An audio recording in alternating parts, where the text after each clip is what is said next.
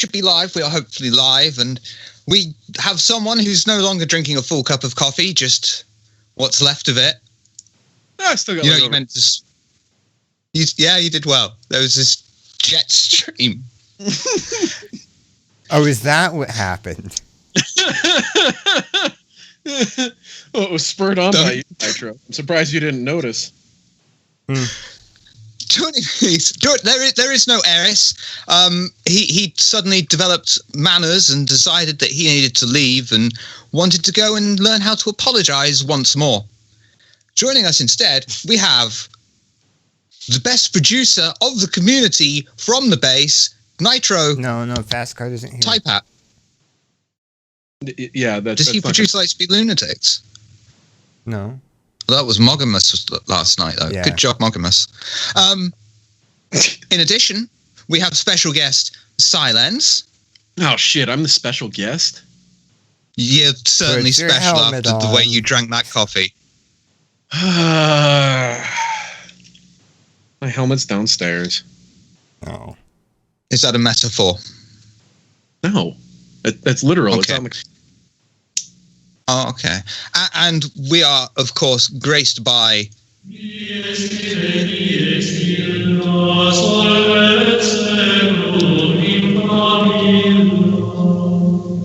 just follow me around everywhere. Nehkara. Hi, everybody. That choir just keeps following around, doesn't he? Yeah, I know. They're really annoying, actually.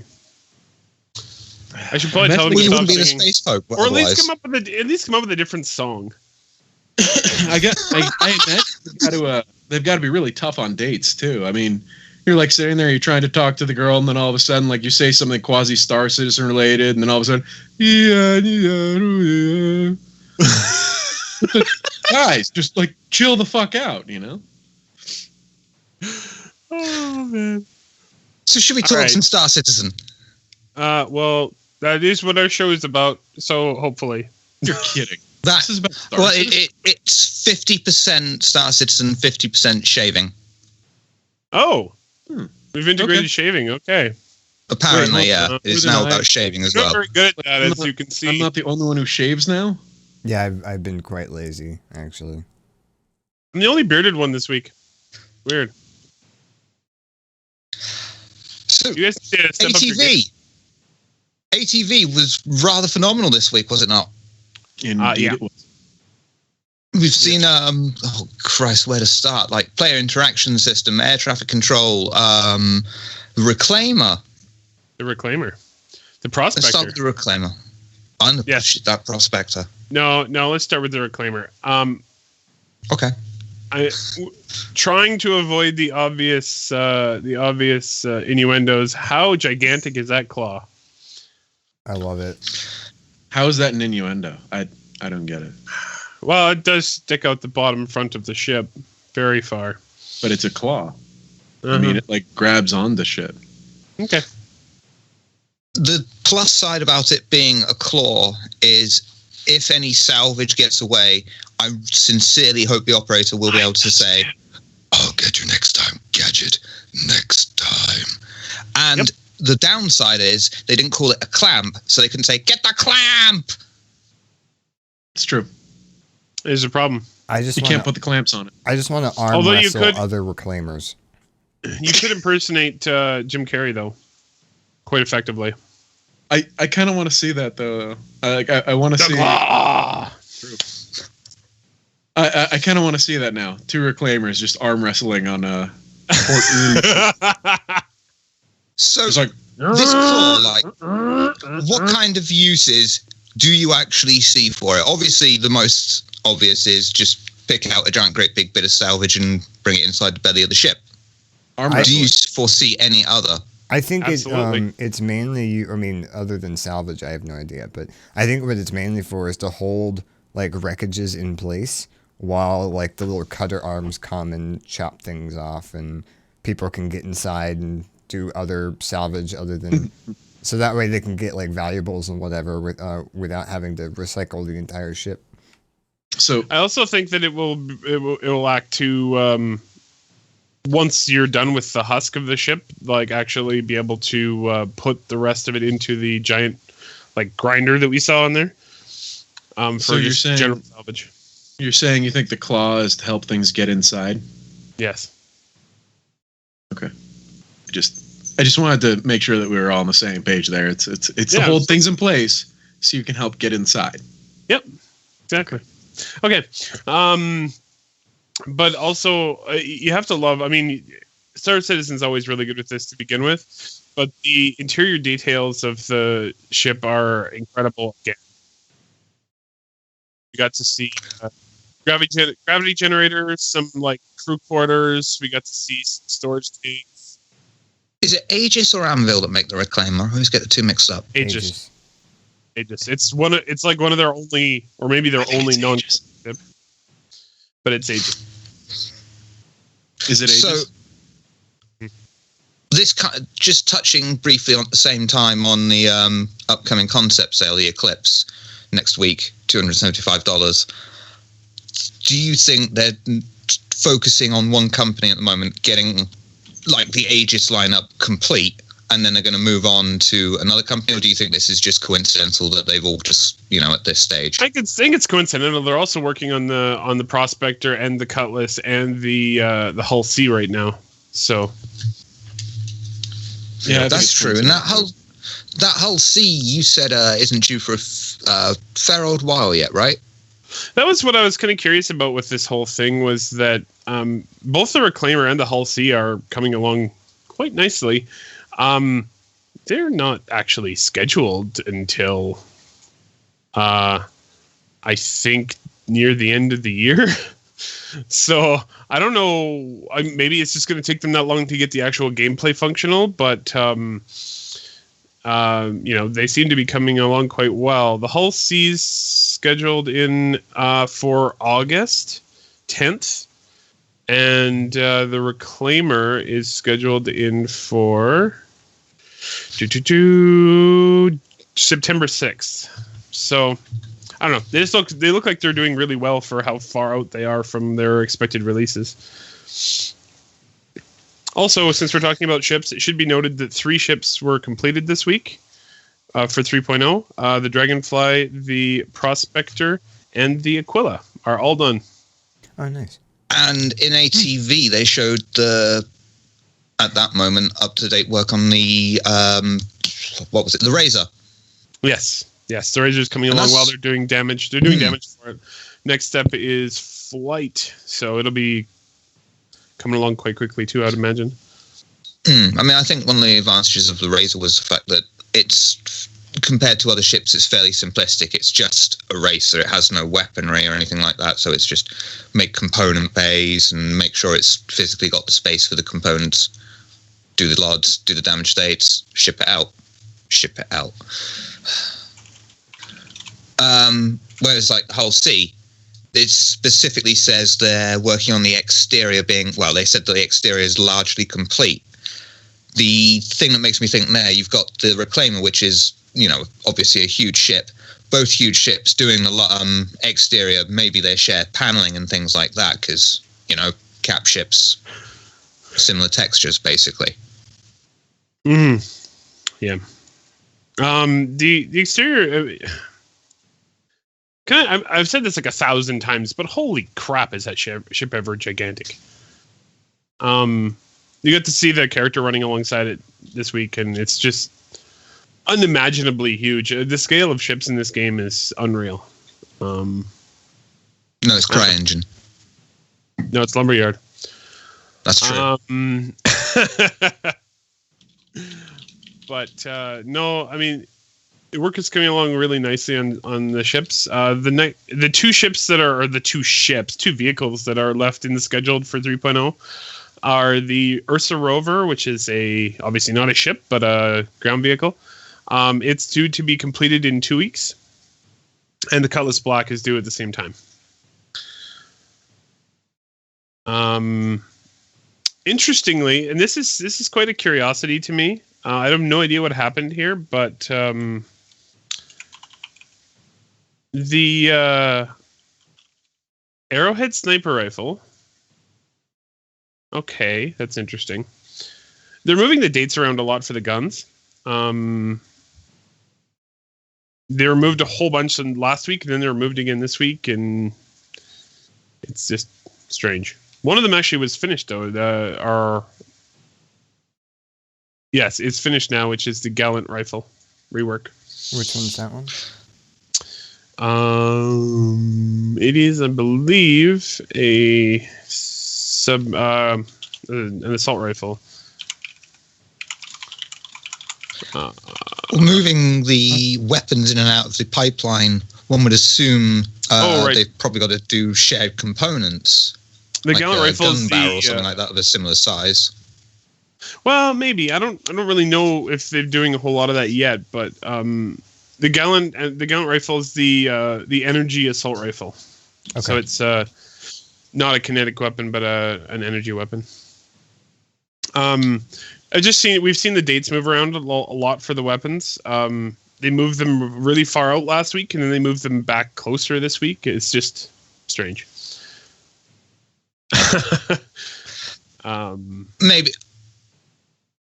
Maybe they've only got a couple of people working on the weapons at the moment because of the stage they're at. So because they're not urgent priority, they have them do something else this week, which moves the target off that current week to whenever.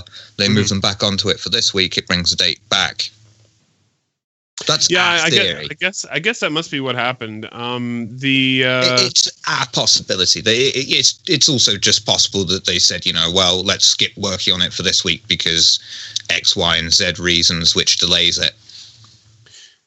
Yeah, it's certainly possible. Next week, the Arrowhead Sniper Rifle, according to this week's schedule, is due. And then the week after that is the Devastator Shotgun. So, we're slowly getting towards having all the weapons done for 3.0. Which is good, because I think they definitely need a lot more handheld weapons. A lot more. Oh, yeah, tons more. I think with those three, we'll have, 8 or so? An SMG. Did they describe it as an assault rifle? And a sniper rifle. So they're trying to get stick with the same groups that they have now. They have a shotgun as well. Yeah, shotgun, and the massive anti-vehicle railgun. Oh yeah. Yeah, it's not. Is it in 3.0 or not? Do you guys know? I know that they got the animations working on it. It looks rather far along, so I'd be surprised if it wasn't in 3.0 because they're working quite heavily on it. Yes, it is in 3.0. Its completion date is currently the 8th of June. So it is coming along. We got to see, actually, that was a really cool part of ATV this week. Seeing the charge up animations for it, it looks just gorgeous. It's gonna feel it's gonna feel really cool if you actually manage to shoot down a ship with that thing. That'd be quite satisfying, but how are you realistically going to do that? Because these ships fly at just tremendous speeds, at least when they're in space. One assumes that would probably have to change a bit for atmospheric flight, but they're going so fast, and this is a regular straight-fire weaponry. It's hard enough to get anything in battlefield with anti-aircraft. So trying to hit a railgun at something that moves near the speed of sound or some what? Go on. Just think of it this way. Have your buddy open the back hatch of your cutlass and just stand there with it and, yeah, go to work. Oh, yeah. Or the side hatch. On the back of a dragonfly. Or the side hatch on a cutlass. Gunship style. Or you open up every single bay of your caterpillar and launch your army of dragonflies with everyone holding one on the back. Exactly. Yep. Exactly. Also, don't forget the fact that, I'm sure you've seen some of the videos that people have done with Battlefield, and you're like, it's hard to hit the things with anti-tank. It's like, give people about 4 months; they'll figure out how to do it. It's like, that guy shot an M50 out of the sky with a railgun while jumping off of a tower. Exactly. Yeah. You forgot the 360 spin. Yeah, you're right. Sorry about that. I think one of my favorite videos of all time is the one guy who just looks, he's running along, looks to the right, looks up, and just chucks a knife. and it like goes over the, and then like it shows the kill thing, and it goes like over the building, down through like the top, through a window, and hits a guy on the other side of it. Totally a luck shot, but I mean, you know what's going to happen. And I mean, even from the perspective, say, 1942, I don't know if you guys played that sucker when it was in like the open beta just prior to release. Like it was great, but 1942, right before release, like their sniper rifles were hell. Like they were just absolute garbage. You were trying to sit there on Wake Island, shoot from one side to the other, and you had about 5-second lead time. Like you seriously were better off shooting like a standard assault rifle or the Garand instead of a sniper rifle. The only downside was the optics. That said, I actually got to the point where I was probably at about a 50-60% hit chance on someone or on shooting someone out of the top turret of the tank from one side of Wake Island to the other with a sniper rifle. It just takes timing and practice. The other thing is that, I mean, it can shoot down ships, but I think it also might be really useful on the ground to shoot at ground vehicles. Yeah, or like dragonflies. Like if if that Ursa is trying to run you over, for example. Yeah, that's a good one. Yeah, that'll pierce the Or if you're just coming out from behind a corner and panic because someone's jumped out in front of you. Sure. Yes, and then little tiny bits of them are spread over. There's like you've never done that in Battlefield or something like that. You're like, I'm gonna get that tank, gonna get that tank. Oh shit, enemy man! Oh, he was on my side. Yep. Sorry. Bits of him raining down on you. I accidentally knifed them. See, I'm sitting here thinking about the charge-up time for the railgun, so I'm picturing Shiver running around with the railgun, and he turns the corner and he goes, "Don't make him spit his coffee enemy out, man!" And then he starts charging it up, and as he's charging it up, he's like, "Wait, that's not an enemy man," and then it's too late and he fires. No, it'd be like, "I've charged it, I've got to fire it." I'm not wasting this. I know that's the rules. I'm not wasting this shot. It's that time of the month. I'm sorry. Oh. Okay. They snuck in a little bit in the concept art section. The Origin 600i concept is now in the final stages. Mm-hmm. That was teased in the Banu Defender brochure, I believe. Yeah. So we've got what we assume is the Aegis Eclipse. I mean, logically, it's the Aegis Eclipse next Friday. So the 600i can't be far along behind it. What would be your predictions for next month or even sooner? Yeah, because weren't they aiming... Sorry. Weren't they aiming for, I think they're probably... Go ahead, Nehkara. What? I just said it'll probably be June. Oh. Weren't they aiming for concept art like every 6 weeks or so? Was it every 6 weeks? Guesses at how much you think it will be? We actually know. A lot. It's $275 United States. I thought that was the Eclipse. Oh, yeah, sorry. I thought they were asking about the Eclipse. No, guess 600i. Oh, it's got to be $600. I agree. I agree with Cyberwolf. That's more than the Constellation Phoenix, though, and that's like a luxury ship. Yeah, but it's the Origin version. Origin's supposed to be the BMW of ships, right? So. Oh, I was thinking more Lamborghini, but yeah, BMW works. Yeah. So. I don't know. I think it'll be interesting to see what they go with, but I'm definitely intrigued to see it. So, talking of money, CIG mentioned in the newsletter this week something that's been a bit controversial of a $5 increase to all CCUs, a flat $5 increase. So there are no work, not from now on, but from next Friday onwards, I think. Yeah. The free CCUs will be $5. Everything else will cost $5 more. Oh, I did not know that. Would you like to tell us? Would you like to tell us a bit more about it? Oh, just that they said that the idea behind it was that, especially limiting the $0 CCUs, game design is trying to reference how many of each ship exist in some of their game design work, and if people are constantly switching ships, it can be somewhat difficult. So they're hoping to tap that down a little bit. Although, I mean, you're always just free to pay it. It will also add that $5 value to your new ship, so you will get that value back if you melt it. So That's nice. Little context on what's going on there. I mean, I kind of see why they're doing it. Go on. Anything else you want to add? I mean, feel free. I don't know. I always thought that the $0 upgrade system was kind of a weird way to go.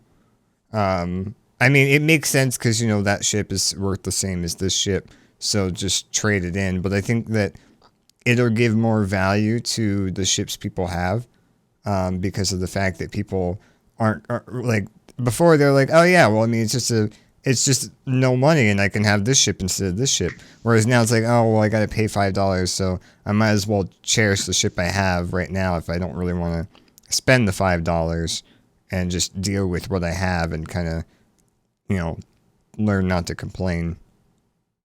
Although you said that the $5 goes back into your wallet essentially, right, or into the ship. So like you could actually go. Well, it goes into the ship. It goes into the ship's value. Yeah. So like you could actually buy a ship that was so you could upgrade to a ship that was $5 more expensive for the same price that you would now, essentially. No. No, all Basically, CCUs, all CCUs will cost $5 more than all CCUs will cost $5 more than they cost right now. It's okay. You don't take that value. It's not $5, and you don't ever get any value out of it. They don't just continuously collect $5 from you every time.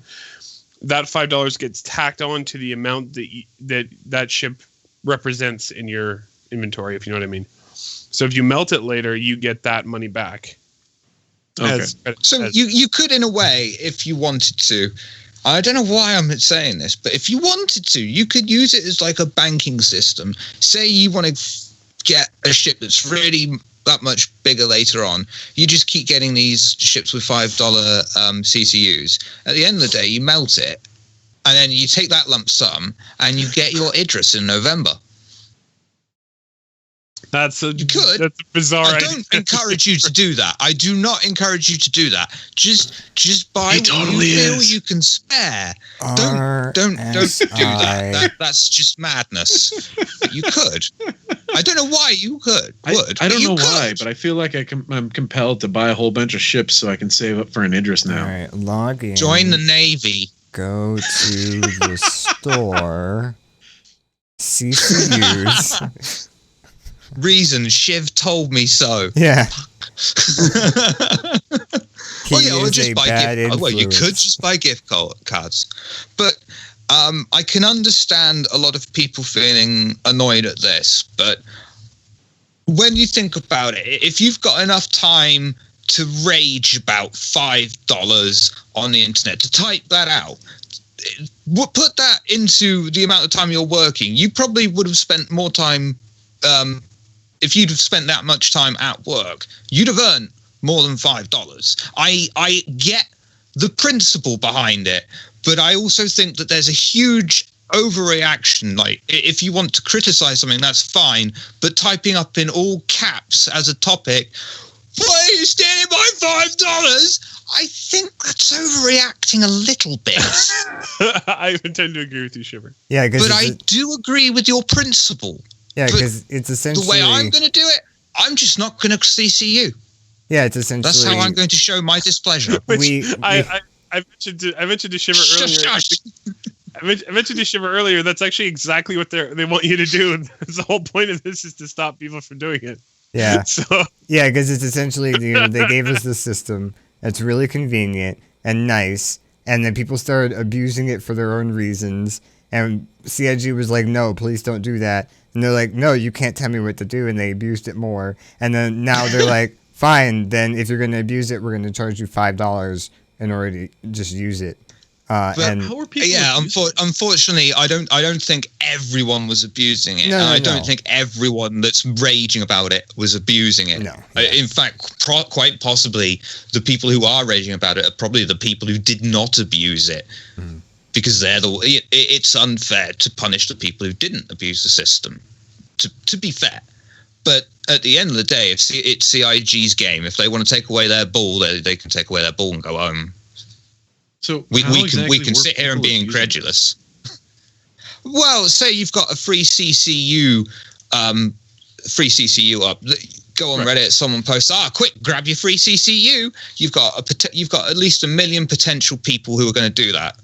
Right. And however many people look on that topic, and they're getting however many thousand. So you're basically going 1,000 people are getting 1,000 free CCUs, and it's probably going to be gumming something up. It's a pain in the ass to keep a track of that. And Jesus Christ, God, you've got all those things in your hangar as well. I think I'd they imagine said it clogs up the they system. said they have like 1.1 million unused CCUs in the system currently. So, yeah, I have that's one. a lot. I think I have one too. I have 10. And the There only you go. reason why I have one is because Sorry, everyone. I wanted to buy my friend a ship that he wants, but it's not on sale. And there is a ship that is the same price as it that is on sale all the time. So when his birthday comes around, I was going to buy it and then CCU it to the ship that's not on sale and then send it to him. So, and it's been in my hangar for like a year. I meant to do it Thanks, last year. Kailaran. You can send your complaints to complaints@thebase.sc. I think that one doesn't work, right? That's still broken, yeah? I think so, yeah. One would hope. Excellent. Send it to there. Send it to the broken one, because then we won't know. Yeah. But I mean, like, it seems the cheapest way to get a ship is now in its first concept sale. But at this point, those are all going to be really expensive ships or really advanced ships, something flashy. Whereas I just want to remind everyone, you only need the $40 Aurora or Mustang to get Star Citizen or Squadron 42. I'd also like to That's take all this. you need. I also like to take this second to and you actually can't get Squadron and Star Citizen anymore. You get one or the other, or and then you. I think could they the do other have one on. they do have You a. can, Yeah, but it's if you $60, buy it's $60, one, not you 40. can get the other at a slightly discounted. You can get the other at a slightly discounted price, so you wouldn't be paying for two games. Yeah, very discounted. Actually, I think they're still only $60 together. So now instead of getting two really amazing experiences for $45, you're getting two amazing experiences for the price of a normal game that you'd buy out in the world for whatever console, PC, whatever. Exactly. Also, it should be noted their Aurora rework is almost done, so it'll be a lot nicer soon. And Mustang rework is also on the horizon. So those ships will actually look a lot nicer soon. I actually kind of like the new Aurora rework. When can I specify what my wood inlay should be? Tomorrow. Oh, okay. I like mahogany.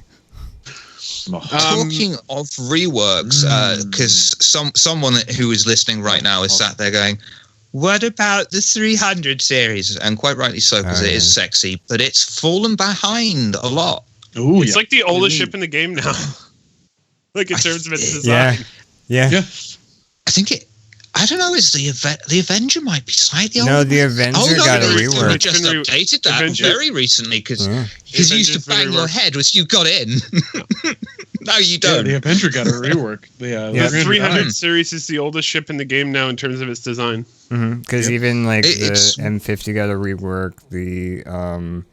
The Hornets all got reworked. The Aurora's now getting reworked, which the Aurora was the oldest ship in the game. Yes, it was. And the 300 sort of fits in a strange niche because it's a little bit more expensive than a starter ship, but it's not as robust or flexible as something like an Avenger. Yeah, you've got a 325A, which is extremely comparable, but it's still not comparable to the Avenger, you know? The 325A, not only does it need... for a while, I think it needs not only a physical rework on the way it looks, but I think they need to have a look at the stats as well at this point, because the way the 325A compares to the Avenger, it's just, why would you bother with 325A? It looks gorgeous, don't get me wrong. I mean, remember the 325... Push comes to shove, get the Avenger. The 325A actually was on top for a while. Like, it was like the combat ship to go to. And I mean, that's nature because the Omni Skies would so kick ass, but then they nerfed them. Yeah. But so, no, go ahead, Nitro. Oh, no, I was just going to say that's the nature of game development, is everything's always going to be changing. You're going to get used to one thing. And the changes are going to get less so it's not going to be like, oh, well, you know, the 325A was the top dog, and now it's like, why even bother? Now, or... in the future, it's going to be more like, well, the 325A used to be all right, but now the Super Hornet's a bit better, so it's kind of up there too, and the Saber's up there as well, and you know. Yeah, but I would then also... you can't say it. You can't compare the 325A to a Super Hornet or a Hornet. I was I was just making an example. Yeah, it needs some cargo or something like that. It needs something, you know. Even if BMW has a boot, so you can go to the shops with it. That's what I'm saying.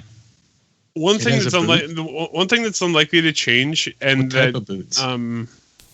Cowboy. Okay. I hate you. I hate you so much. Go ahead, Nehkara. Nehkara, please. Okay. One thing that's unlikely to change, and that I've always really liked about the 300 series, is that in terms of the actual experience of flying them, they're one of the nicest ships in the game. They fly really, really nicely. In fact, I've always had that experience inside the game. Occasionally, I'll be like, I just want a ship that's really fun to fly, and I always go back to my 315P, which I have for exploration at some point in the future.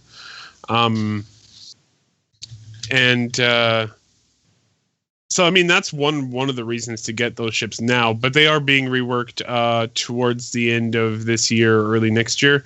It's quite a ways out, but they're coming. Chris Smith has a lot of stuff on his plate, and it's his job to do so. So do you think that's going to be... Well, obviously, I'm saying we're going to get the 600 first, but do you think the 600 is going to be like the flagship design for the Origin series, the way the Constellation was for RSI? They'll redesign the 300s to come in line with whatever they decide for the 600, I think. So, for a rough idea of what to expect from a 300 rework, look at the 600. Yep. I think especially for materials and so on and so forth, they often try and keep them similar. The 600 is probably going to be a much larger ship, so there's only so much they can reuse. But yeah, and I feel like they're getting much better at developing brand looks. Like if you look at MISC, for example, you know, they did the large end Starfarer, and then they did they didn't do the Freelancer next. They did the Starfarer, and then look at how fast they did the the Prospector. I mean, look how fast that's coming along. The Prospector was super fast. And even the Hull series, and the thing I really like about MISC is it's easily identifiable what is a MISC ship. Mm-hmm. Like that in Aegis. Look at how fast it went from we started working on the Reclaimer, and then now it's like we're ogling at images of its internals and externals in engine in like magical HT glory, and it's only been like a month.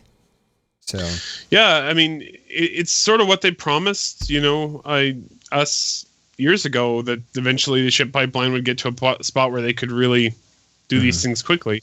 Well, and part of that has to do with seeing that now. One of the things that I always remember they said is that they build like a style sheet and actually have things that are like, these rivets are for this company, and you know, this is for this company, and so on and so forth. So actually, I think that if they're planning on redoing some of the style with the 600, because I don't know if they said that or not, but if that's going to be one of their test beds for it, then we'll probably see a huge change to even the way the 300 looks. Even if they just go like, hey, use these ones instead of this, because they tend to, as far as I understand it, like a lot of the decals and a lot of the materials, stuff like that, just propagate across the company's ships. Yeah, because they said that they reused a lot of MISC assets from the Starfarer and stuff like that onto the whole sea, and the whole sea looks fantastic and unique. Exactly. Even though you still look at it and you're like, oh yeah, that's a MISC ship. Yeah, and I mean, it's not even like reused in the sense that we're used to hearing reuse. Like normally, like when we're as gamers and everything, when they say reuse, like we're expecting literally reuse. Dragon Age. If anyone ever played Dragon Age 2, there's that like 1 or 2 outside area. And they just constantly reuse them. Whenever you go to an outside area, you're like, I wonder if it's going to be the first one or the second one, because there's only 2. If that. But I think it might have actually just been like, on this one, they cut off this half, and on this one, they kept this half. Anyway, point is that's kind of we're kind of used to with the whole reuse idea. And they don't do that. Like, it's not that way at all. And I think it's really kind of ingenious how they reuse things in the sense of like,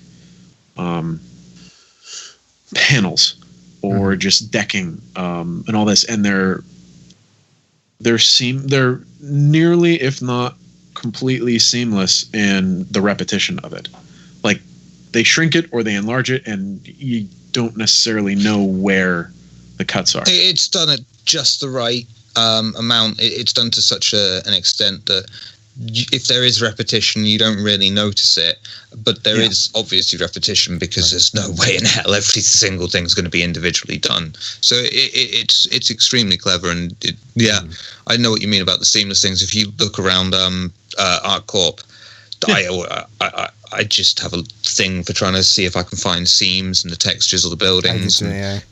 It's pretty, they've done a fantastic job on it. On the old Aurora model, I actually used to find it really funny because if you looked really close at the metal prongs that would go around the cockpit, you could see the tiling of the textures just a bit, like if the light was hitting it right. And I always thought, because that was the only spot in the game that I could ever find it, was on the side of the Aurora. And I always thought it was kind of funny that, considering how big the game is and how much stuff is in it, that's the one spot I can find the textual error in the game. Well, I mean, like, frankly, it might be bizarre, but like one of the things I do in my actual job is to work with wood, and we do lots of woodworking things, and not working with wood, actual wood. I wasn't going to say anything. Yes, I know, but I saw that smile, and I knew what you were thinking. I saw it, and I knew it. But anyway. And it just drives me batty when I see people that are like, oh, yeah, look, I got this new piece of furniture. It totally looks like, real wood. And I'm like, no, it doesn't. That shit repeats like every 5 feet, if that. And like, you just like watch and it. Like, you can just see it. Even if they fit the seams like perfectly, or they just print it all out at like, one sheet, you just see the repetition. Why is it through same it all, and knot it drives me batty. Every 5 feet? Yes. Yeah. Exactly. And it's one of those things that like will drive me batty, and that's one of the reasons that like I absolutely find Star Citizen so damn beautiful, because you don't see it. You know that there has to be that repetition, but you don't see it. You don't notice it. Mm-hmm. In Nehkara, or it's at least not so like in your face. It's one of those things that when it's done right, you don't notice it. Like good audio, if it's done right, you don't notice it. It's like it's strangely underappreciated. You appreciate the job when you need to just taking it for granted. Yeah, that's when someone's done a good job. That's one of the hard things with like video games and movies and music and whatnot. Is there's a motto, I can't remember where I heard it from, was if you've done your job right, no one will ever notice. Mm-hmm. But if you do your job, so many different things. If you do your job wrong, then everyone's going to notice. Well, well, that's not true. What about the guy who prevents nuclear war? You'd notice if there was. No, that's not the one I was going for. Nope. Damn, I forgot the idiom. But that's not always true. Okay. Like what if I don't know. Let's just move on. Hey, Nehkara, somebody in chat asked if anybody knows the canopy distortion on the Prospector, and I know that you had a bone to pick with that. Yes, I did. I talked about this before the show. Right away, first thing I noticed is the Prospector. Ship looks amazing. They have got to get rid of the distortion on the bubble canopy for the ship because it looks terrible. I mean, it'll drive you absolutely crazy flying that ship around, and everything's constantly distorting because of the shape of the glass. No, fix it. They may very well have already fixed it, but I actually think they just need to tone down the shininess a little bit, and you probably wouldn't even notice it because I actually like the fact that it looks almost vacuum-formed. Like the giant bubble looks vacuum-formed. It doesn't just look like this perfect round glass that they stuck on the front of the ship. It looks like they put it in a mold and they vacuum-formed it, and then they stuck it on the ship and bolted it on, and it looks almost submarine-like. And I don't know, it looks very manufactured rather than just made. I don't know if that makes sense. It's manufactured. Did you know they actually deliberately make it look like that? Because they can produce glass that looks absolutely perfect and clear, but it doesn't look real. Because it was brought up a very long time ago with the old business hangar. It used to have frosted glass on it. And someone asked, why do we still have frosted glass? We can get rid of this now, but it's the whatever century and we still got it. And they were like, well, we can get rid of it, but it looks weird because it goes into that uncanny valley thing of if you've got completely perfect glass, I don't know in real life, but certainly in the game, it just looks like there's nothing there. Yeah. It's weird. And then like the usual solution is write a bit of text on it so it looks like something's there, but then it looks like you've just got hovering text. So you need to have a bit of substance on the glass for this, but not distortion, as you are quite right. That's going to make you feel ill. So according to Cyberwolf, and I actually seem to recall this, he said that it's a bug and that they tend to fix it by the time we get to ship. He also said that the Gladius and the Starfarer and the Freelancer all had the same problem previously. I think I remember that now too. It was really jumped out at me when I saw the episode. I was like, yeah, I'm really glad the Prospector's almost done because I have one and I want to use it. But man, that looks terrible. Yeah, I think the one thing that still bugs me about Glass and Star Citizen is the fact that their reflection engine is still kind of weird. And I think they've noticed it, but I don't think they've said anything about trying to fix it. Because if you pay attention to your cockpit glass, it'll reflect what's in your cockpit. And then even though your head is staying in the same spot, if you move your ship, the reflection itself moves, but and even though it shouldn't, it's reflecting, so it should just stay there. But the reflection moves around, and it's like, that's not how reflections work. I've noticed that too. They actually mentioned that in this week's ATV. Did they? Really? Yes, the lighting system. I don't know if it was completed or just being worked on. Where was it? Space Pope, help me. Was it the one with the Starfarer? I don't know what you're referring to. First, no. Work on it. Is the no? That's VFX. It's fine. It's fine. Quick, do a tap dance for me. Okay. So one of the things. Got it. Oh, thank you, Nitro. That's horrible. I'm a horrible person. Real-time environment probe tech nearing completion. The fully dynamic bounce light and reflections on the planet. Is that not it? Is that not what they're referring to? No. Okay. No, that's specifically for planets. That is. Is it? That's like, what's the color of the planet? Therefore, what color of light should I be reflecting off of the planet onto other things? So it's exactly what you see with the Starfarer there, where it has brown grounds, so that it has that brown reflection off the bottom of the ship. I don't think that'll take into account like glass reflections and stuff, though.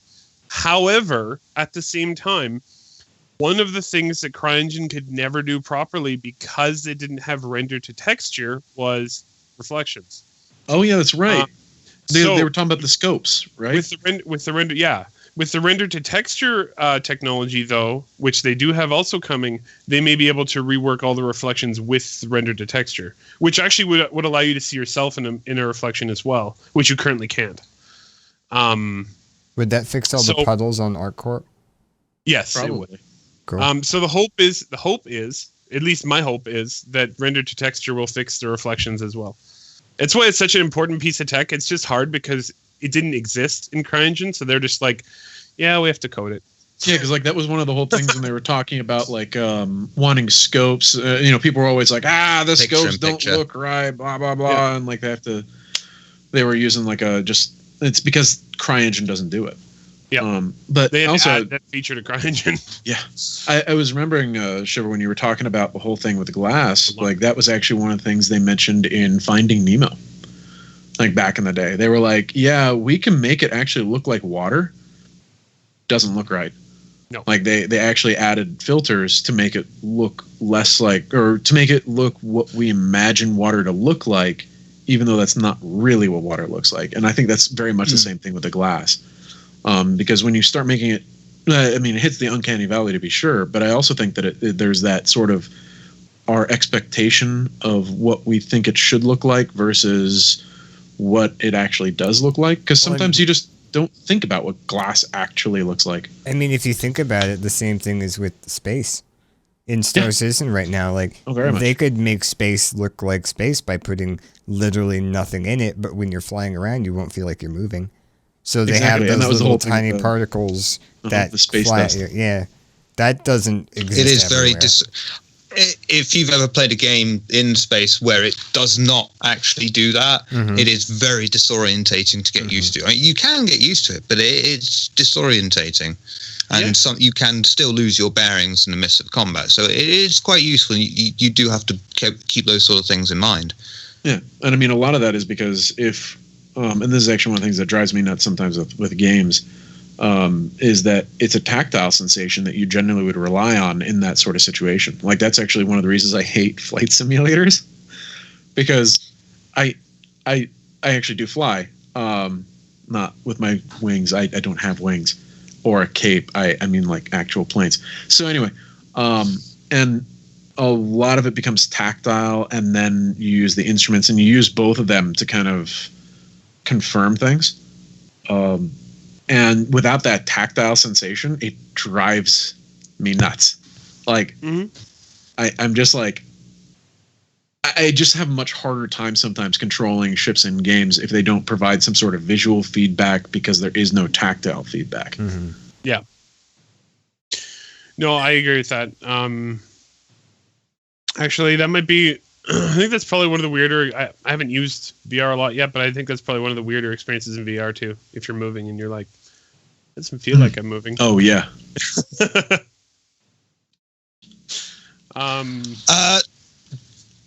Should we quickly mention the images spread throughout the week on the community updates?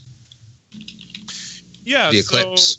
So, with the Eclipse, they had a bit of an ARG going on this week, which, for those who aren't initiated, is an augmented reality game. Basically, throughout the week, they had like scrambled images throughout their social media that sort of showed little bits and pieces, showed off that it is indeed a UE Navy ship. Had a bit of a scene on the ground with like barbed wire and chain link fences and do not enter sign. You could see the Eclipse off in the distance, but it was blurred out. Looks like a stealth. I swear, it looks like a stealth bomber with its wingtips flipped up. I still think it looks like just a souped-up Gladius, like a bigger, meaner Gladius, at least under that canopy in the silhouette, which I want, to be honest. I love the Gladius. Oh, same here. I can That's barely probably one of even my... tell what's happening in that picture that you sent me, Shiv. I put it up on screen, but like, I kind of see it maybe. Wait, hold on. Which picture is this? If you sort of squint and you turn your eyes like that, it looks kind of like a duck. I mean, I make out the shadow of the fence at the bottom, and then that, I guess, looks kind of like the Eclipse, just because it looks like the silhouette of the Eclipse, but I have no idea what it is. It just looked like a blob on screen. When you squint? Oh, it does look like a duck. Right? Hold on, I want to see this, though. What are you talking about? Do you think it quacks like a duck? Not going to go there. Quack! That's what the engines sound like. Oh, Yeah, God, I'm with Desmarius. It does remind me of the SR-71 bit. Yeah. It does. Space I Duck. love that plane. Mm-hmm. Space Duck. I think So, Nitro knows what I'm referencing. Anything else we'd like to mention before we move on to questions? Well, Yeah. yes, I still want to see this damn picture you were talking about. What picture? Hold on. I might be able to get it to you. Continue talking. The I'll send it to- SR-71 that looks like the wingtips. Oh, Oh. that one. I also wanted to mention they showed off a clip this week of Nebula. I don't know if I mentioned this during the podcast, but out by there's a nebula that they showed off out by Crusader, which is awesome because I can't wait to actually experience nebulas in the game. Looks like they're doing great work with volumetric fog and so on and so forth. Jacus, I'm going to assume it's Jacus, not Jacus, has a very good point. It looks like a video feed of a bomber run. That's true.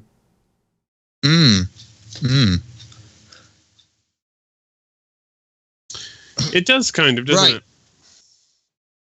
Questions, then. We actually have questions. I'm surprised. Thank you. Oh, I put the link in 20 seconds ago. I don't even remember it. I'm getting old. I kind of see what you're saying with the SR-71 now that I actually see the friggin' picture.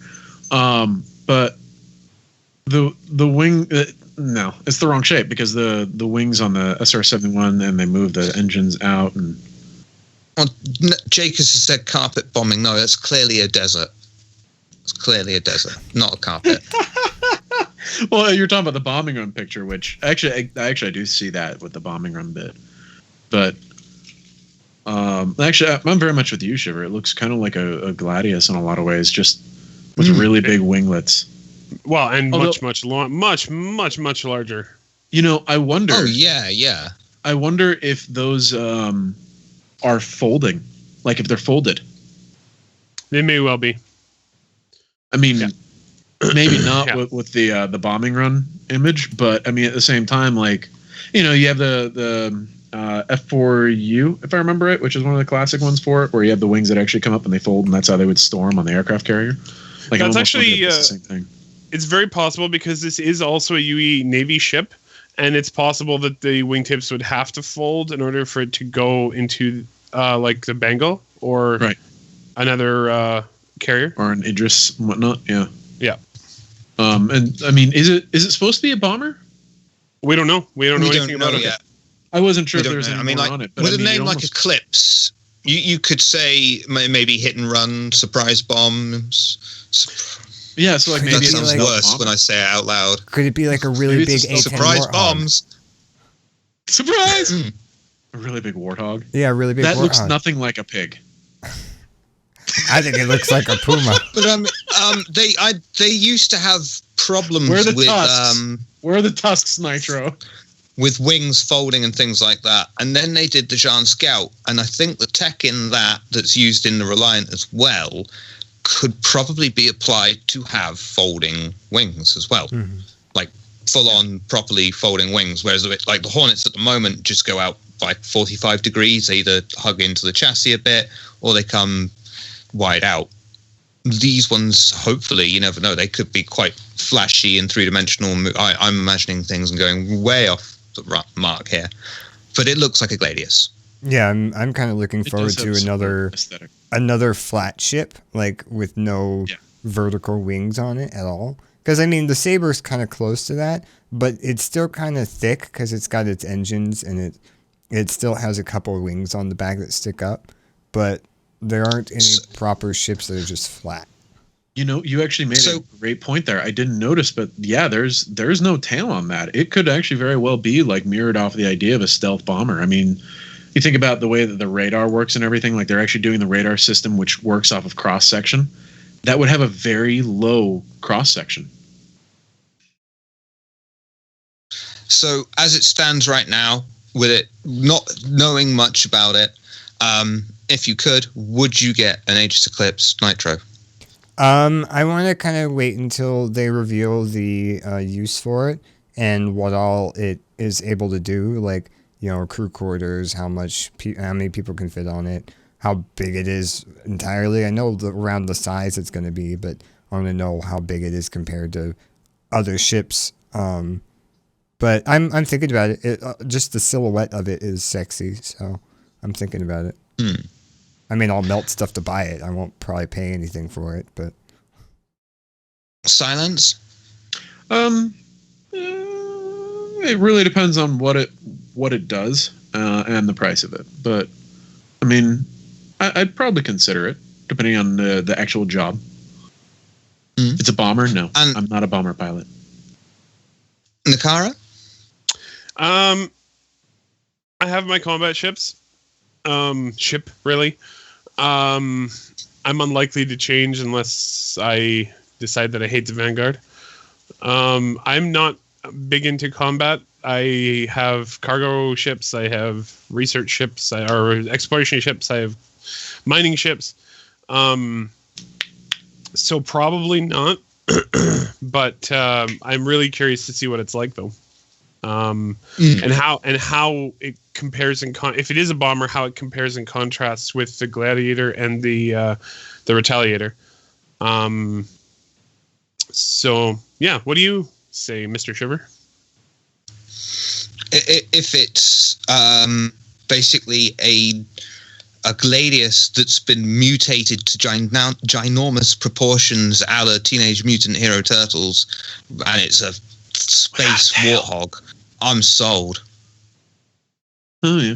As long as it includes the signature Burt gun. Right. Well, I mean, seriously, though, like, what would you consider? Space, no one can hear you, Burt. What would you consider like a space warthog, though? Because I mean, there isn't really a comparable job. You could have a hit and run. Yeah, to be entirely fair. Strikecraft, basically. Yeah, to be entirely fair, what's the I'm forgetting the names of ships all the time now. Are you okay, or are you having a stroke? I'm having a stroke. What's the littler? Okay. Have you tried Mastermate? What's the littler Aegis combat Wrong type ship? of stroke. Wrong type of stroke. It's the Avenger. No, No, the other one. The other one with the nose gun. Gladius. The Gladius. The Gladius, the Avenger, and the Vanguard. The Gladius has a nose gun. They all have nose guns. Also has a nose gun. I know, but I was thinking of the Gladius because, like, the Avenger to me is a glorified police car, and the Gladius is a veteran war ship. I think you fly the Gladius in the first few missions of Squadron. Probably, but like when I think of like a space. Spoilers. A space warthog is, I think of something like the Gladius. Something any bigger than that is probably too big because, like, the Warthog wasn't some big command ship that required 3 people. It was it's a dogfighting, air to ground, airplane that has a big gun on the front. Well, yeah, but it was never actually designed for dogfighting. That's why I'm kind of yeah. I mean, that's why I was thinking of Strikecraft. Yeah, I mean that's just kind of why I was curious. Like, what do you guys qualify as like a warthog? Because like you guys were talking about it, you're like, yeah, like a warthog, and I'm like, a close air support weapon. What? Huh? No, it's way too big to be anything compared to a warthog. But I mean, the other thing we haven't got. If we want to compare the to modern day airplanes, then we haven't got a C-130 equivalent. Basically, an orbital pounder. Yeah. Wait, a C-130. So the cargo transport. Cargo transport, but it was also a gunship. Some variants also have guns on. Conversion to it. Yeah. That's massive guns out of the side, circle, and just rain death. God, if you think the Warthog's impressive, you should see that. Well, I'm actually back to like Star Citizen. Specifically Star Citizen. What if this is it? I'd be really curious to see whether orbital bombardment is a thing. And we're gonna be curious to see if they actually do it too. Shiv, I like your idea, but the shape of the Eclipse wouldn't warrant for anything like a C-130. Yeah, I don't think. But we could do with something like. I mean, you could adapt a caterpillar if you want. and do a really poor man's version of it and just have a load of infantry with those rail that's guns. one of the things that we might see is like when they actually start going into that more is that we'll see them actually take the cargo transport, much like the C-130 gunship, where they took a cargo transport and then converted it to a gunship. Yeah. But that's the beauty of this kind of sandbox is, unlike other sandboxes, it's not like a pre-laid out thing of, here are the tools, find a way to use them that's quirky. It's like, here are the tools, find a quirky use for them, then find a quirky use for whatever you've made at the same time. That's because cool. I assume you guys have probably all seen Rogue One right now, or so far, right? Do you remember the U-Wing? It's a personal transport ship, but in the movie they were using it as a gunship where they had turrets sitting out the cargo hold door on the side. And I could see Cutlasses doing that because the Cutlass is getting that door on the side now. I could see like a bunch of guys in spacesuits with the door open on the side of their Cutlass and a tripod turret, just mowing down people as they're flying by. Or sitting there with a dragonfly and firing out the door. Yeah. Why not? Yeah. Right. Let's take some questions then. First question. Questions? Good question. Will the new breathing system make Star Marine a more tactical shooter? I hope so. Probably more tactical than it is right now. Yeah, people can't infinitely sprint anymore. And also, if they no more really just jumping like a lunatic over everything. Sorry, I don't think that has anywhere near as big an effect as the fact that you can puncture people's suits. Oh, yeah. Like one shot, and you're in deep shit. Like you get hit, and you're venting air, so you're in trouble. Yeah, like for example, there's I started playing Titanfall 2 again recently, and they have a game mode where it's 6v6 and you're in your giant mech or whatever, and then as soon as your mech dies, you can't respawn or anything. You have one life, but your team loses as soon as all 6 of your team's mechs die. Even if you're still alive, you just eject it out. And it's amazing how like cautious everybody is. Well, they just released one where it was pretty much the same thing, but you can't eject and you have unlimited lives, and it's the first team to 25 Titan kills or whatever. And it's amazing to see how reckless people get, where like it doesn't matter if they're getting ready to blow up, they're still running in, firing their guns everywhere, compared to the other one where, oh yeah, you take damage and that damage is permanent. You're sitting there like peeking around corners and trying to make sure you don't get shot at and making tactical decisions and whatnot. So it's amazing how like small little changes, like, getting shot matters, kind of make people play it differently. Absolutely. I think the breathing system is the first step in making it a lot more tactical, but I think the injury system and the damage system is really going to be like the icing on the cake, because you've got to worry about your breathing. Can you make it over this? Is my leg injured? Is my arm injured? What's the status of my suit? And so on. I kind of like it's going to have as much complexity in it as Starship Combat, and that's kind of cool. You can just go Leroy Jenkins it if you want, but you can also sit there and fiddle with every single little thing before you go in and Leroy Jenkins it. There will still be people that are like that, and there'll be people that are like that are good at it, and it's going to be like some action. And at least movie. they got chicken. Yeah. What planet moon are you guys looking forward to the most in 3.0? Don't all rush with an answer. So, I'm always confused about this, and I feel bad about it. No, you're Nehkara. I think. Thank you. Yes, I know. Confused isn't here. Yes, he is. He's watching. What? Confused is here? Just a moment. Everyone else answer first. This requires serious space poke thought. I actually don't Nitro. remember I don't know Silence. There you go. Me. Well, I was just going to say, I don't know which planets and moons are coming out, so. I know Yayla. Give you a moon. I know Yayla, and Yayla has the asteroid belt, and I'm kind of excited to see what that looks like from the planet, so I guess that. I'm going to go with Levski, because I want to see a base cut out through an asteroid and stuff like that. It sounds pretty cool. That it'll have a small atmosphere, a very, very small atmosphere, right? Not well, breathable. no, they've got quite a friendly community. I mean, it's a nice atmosphere if you're local. You know, come down, have a What drink. sort of music do they play, though? Atmospheric. Rock. Okay, well then in that case, I'm inclined to agree with you, Shiver. They play rock. Shiver, I'm gonna go with Yella. Somebody Yeah. corrected Shiv. It's Delamar, not Levski. Is it Delmar? Oh, Yep. thank you very much, Evo Streams. I'm not a navigator. I'm just a shooter. I fly the ship. I like flying. I get someone else to tell me which way to go. I'm not sure I get this question, I'm afraid, but hopefully someone else might. Were the dust particles in the room new or old? Which room? What dust particles? What? What room? Yeah. No one? I'm gonna say I have I'm going no to say idea. old.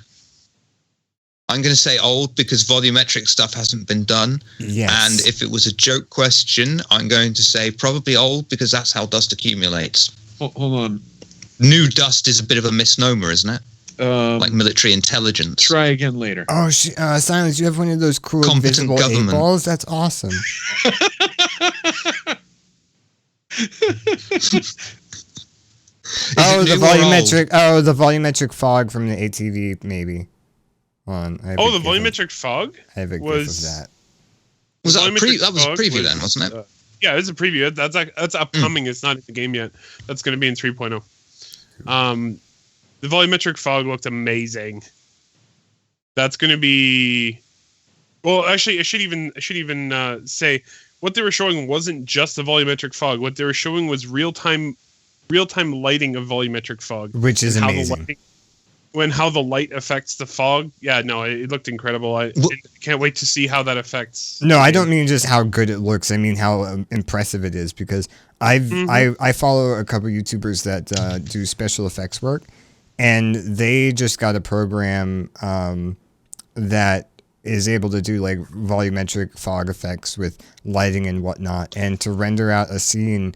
You know, they have like a computer that has 4 like GTX 1080s in it working as, you know, workstation GPUs to render out the scene, and it still takes a while. So to see it in real time like that, that's amazing. Yep. But will the dust have LTI? No. Okay. Wah, wah, wah. I can't be asked to change the sound effects. If you could magically force a landing location to 3.0, where would it be? Terra. Ooh, yeah. Yeah, I'd have to say Terra as well. Straight for the jugular. Microtech, because it's all kinds of technology stuff, and that excites me. Well, if Fast Cart was How here, exciting. I'm going to say his answer for him of consent is sexy. Don't force it. Silence, you asked how excited? Yes. Niagara Falls excited. Nice. Will the dust ever settle? Says Black. But can I have an honorable mention for that one as well?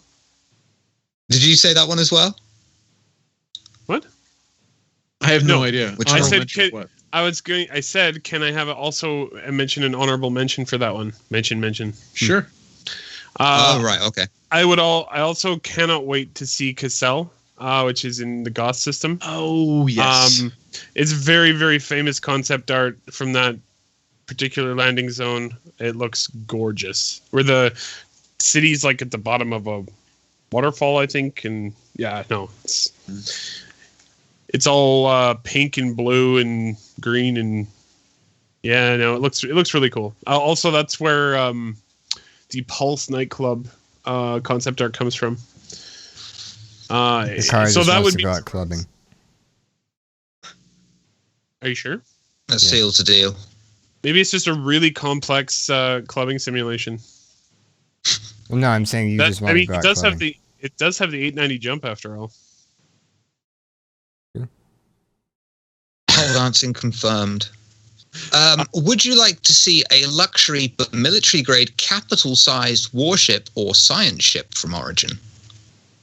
No, What? it doesn't really match their style. basically, would you like to see Origin make a huge capital class science or military ship? So like a luxury.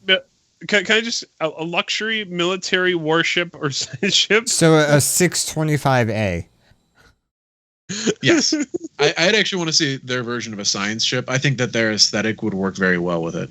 Absolutely. Oh, you mean yeah, the it would be very Star Trekky, I think. Yeah, the 615. I think that it would very Star Trekky, it would turn into something that has very much like a kind of a Star Trek appeal. Because I mean, let's face it, you know, in Star Trek they didn't do a whole lot of warships, so they were all science exploration. I like the idea of seeing a military luxury Origin ship, but at the same time, it's kind of against the whole thing of military and luxury. Military. I would like to see them around in that. Yeah, exactly. But I would kind of like to see an aggressive Origin ship. Yeah, that might be interesting to see more of an aggressive one, but it wouldn't really fit their style. Like that's kind of like the, you know, when you think of military, it's more austere than grand, and that's where, I mean, Origin doesn't do that. They do grand. In ATV, the camera drone with the filming tech, which will also hopefully include holographic projections soon. For what can this tech be used? Maybe a giant accessible area map on capital ships for future home. Oh my God, there's got the names on here. Jesus, I've not been saying these people's names. I apologize to Rock and Anchor and Heramus and Zoldus and Headclop. I didn't realize there were names on this thing. Jesus. I kind of like so basically Tofu, by the way. He said diplomatic bomber. Basically, camera drone. What future uses can you see for this? With a camera drone? So can I just want to mention this is that camera drone that demo is the render to texture technology.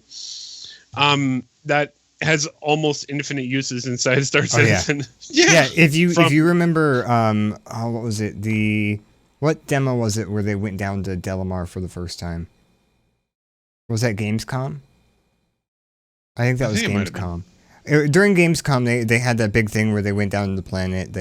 And like the guy called them up, and on the ship UI, it showed some guy's face and it was animation. That was all pre-rendered. That was all like pre-rendered. Yep. They put it into the game and they had to just play as a QuickTime event, like a flash. But they talked. Why did I say QuickTime event?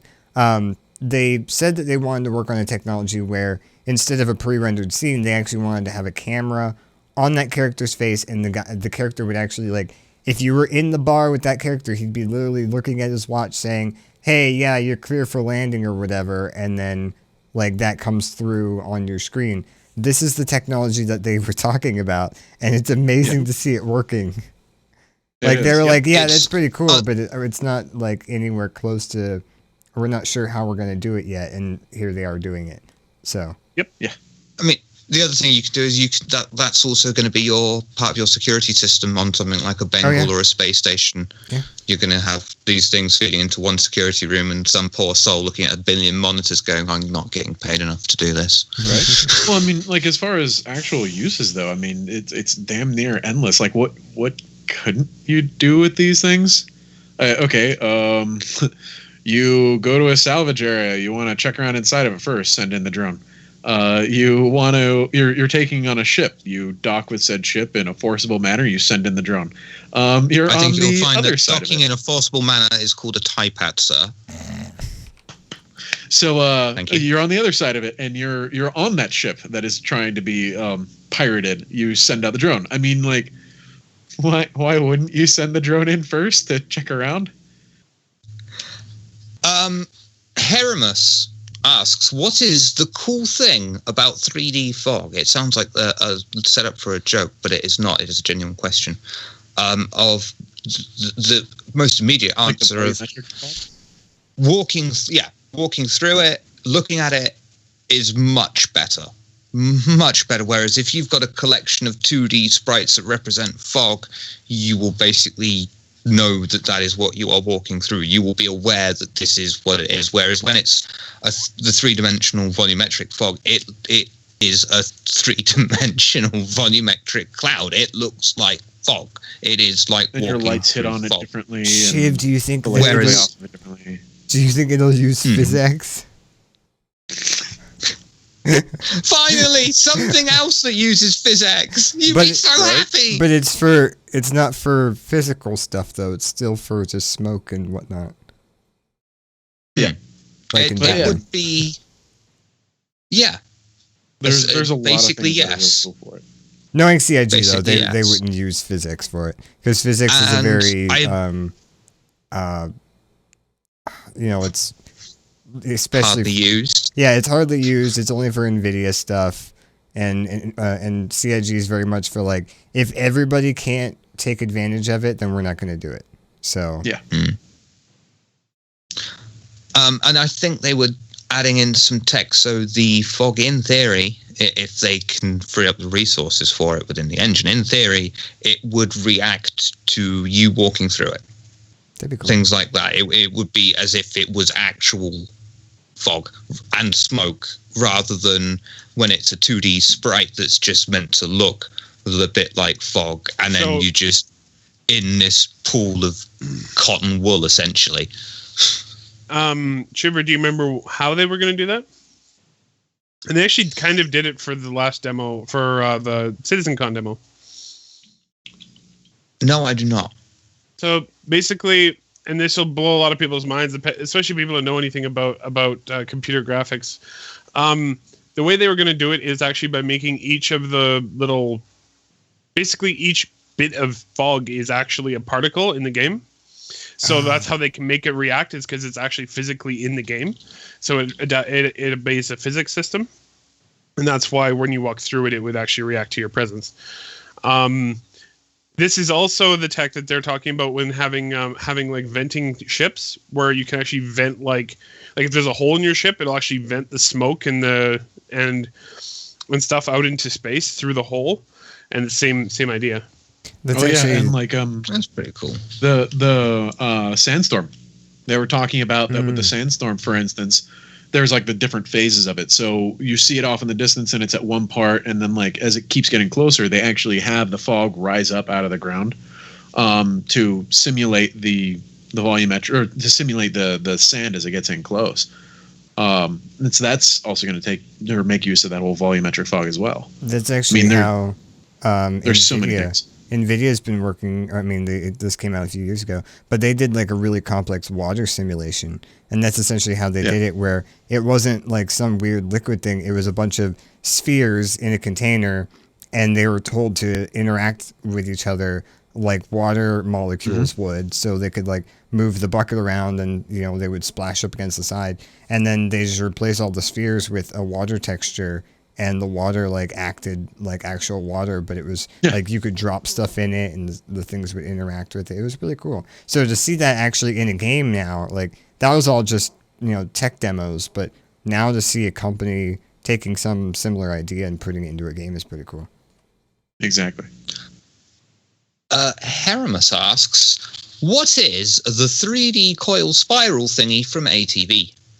That's my hair. Coil So thing? at the time that the time that they showed it, they were talking about nebulas and storms in space. However, to me it looks a lot like a thunderstorm.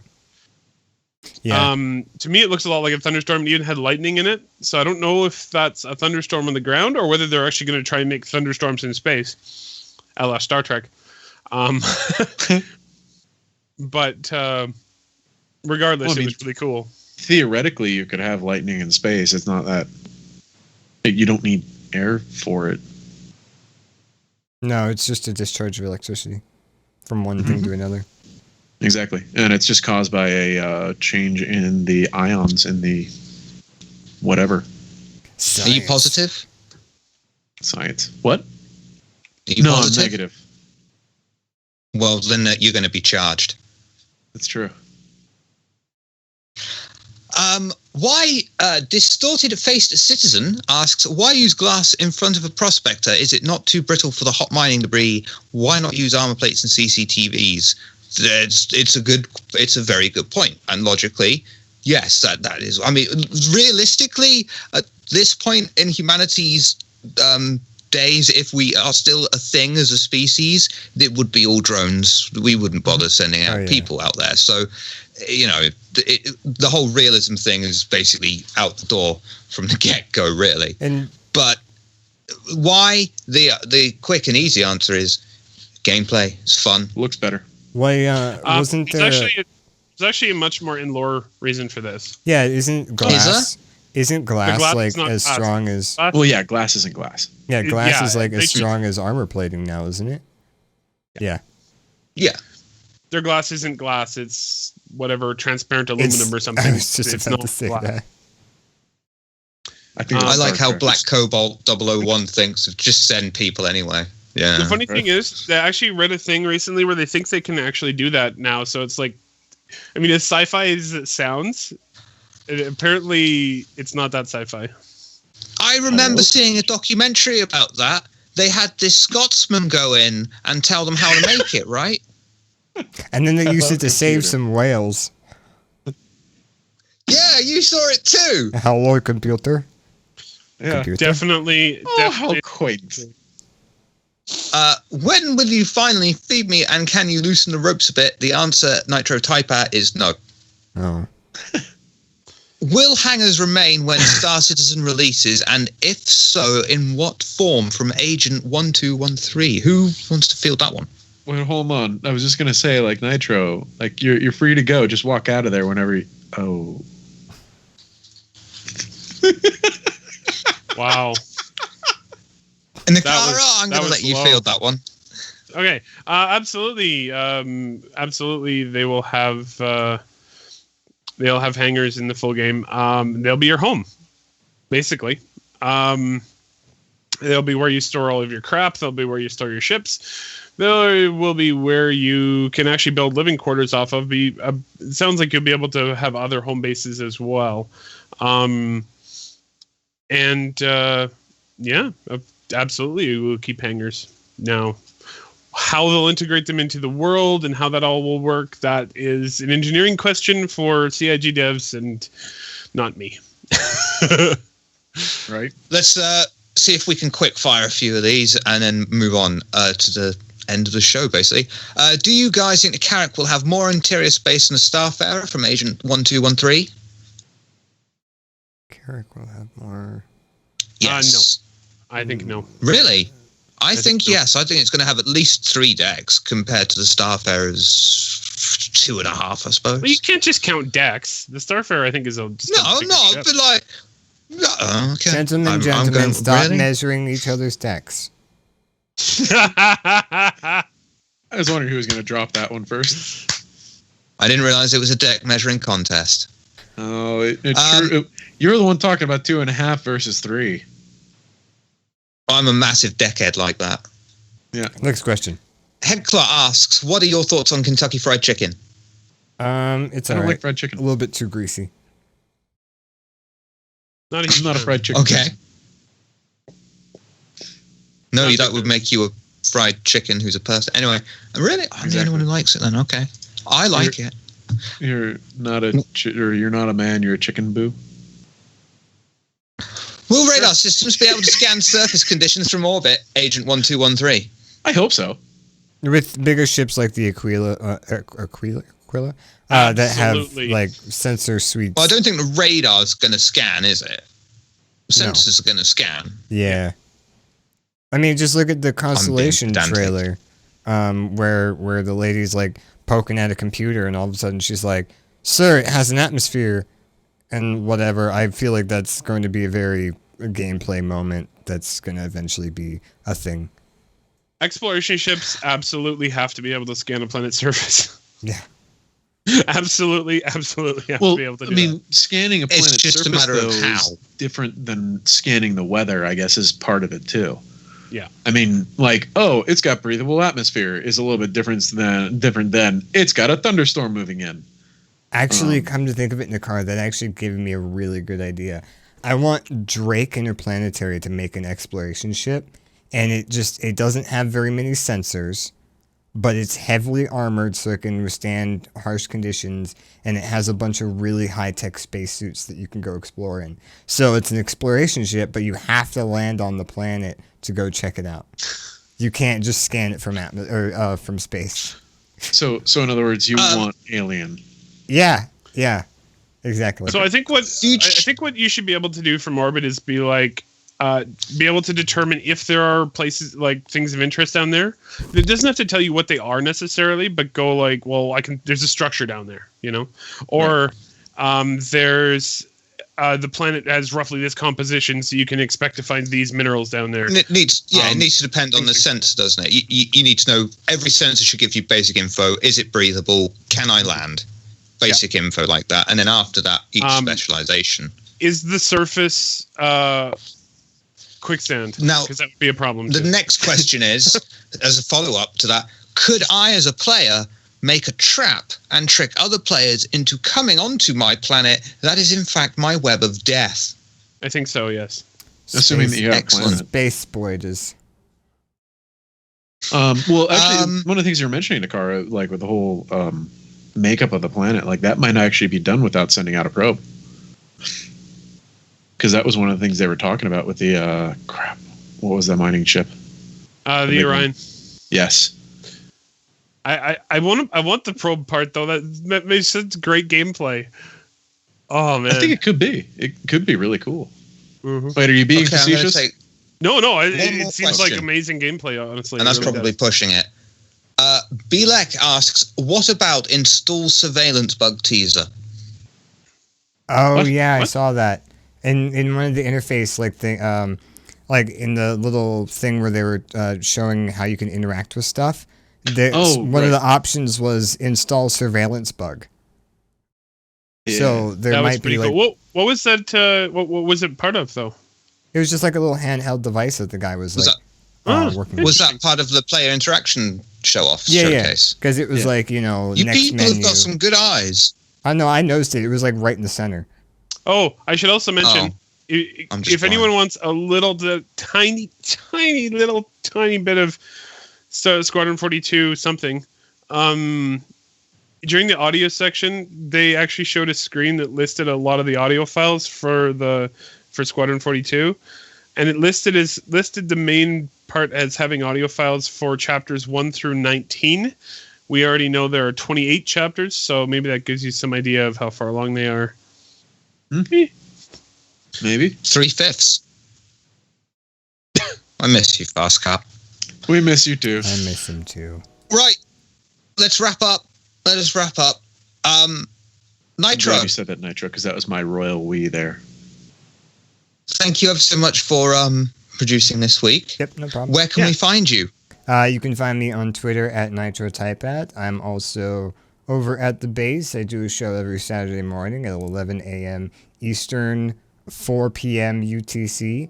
And I also do one on the first Friday of every month with Mr. Shiver Bathory called the Full Friday Night Show, where we kind of just do a little 3-hour get together and hang out and whatnot. And that's from 7 p.m. Eastern, or 12 midnight UTC. So, first Friday of every month. Silence. Yeah. When you're not getting in trouble because of the sheep, where can we find you?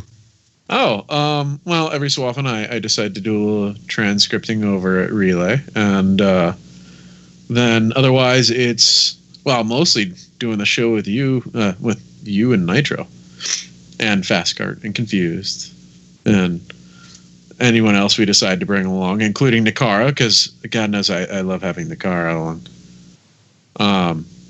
Yeah, so that will be postcards of the Event Horizon. Although we're currently on break. When are we supposed to start back up again? I don't know. I'm not time zones. No. What day? Not time. What day? Wednesday. Oh, Jesus Christ. Wait, this Wednesday or? Oh, Wednesday. Oh, Wednesday. So nobody cares. We'll that a Wednesday. I care. Yeah, I care too. Jesus. There's at least 2 people who care. Right? Fudge. Where can we find you, glorious Nehkara Space Pope? Right here. I see. I'm right here. That's true. I'm looking right at Do you. you have a Twitter?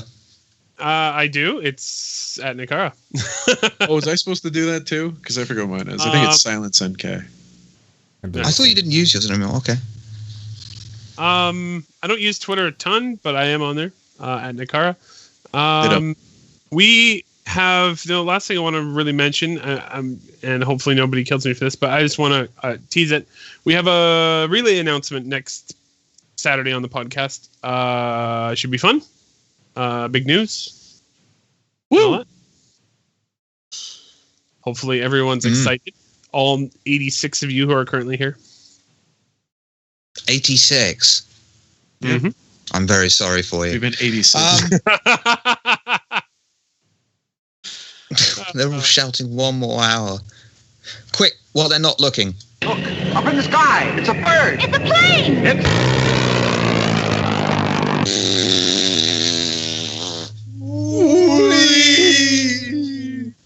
That was perfectly timed silence. Good job. That was amazing. I love that. We'll see you next week then.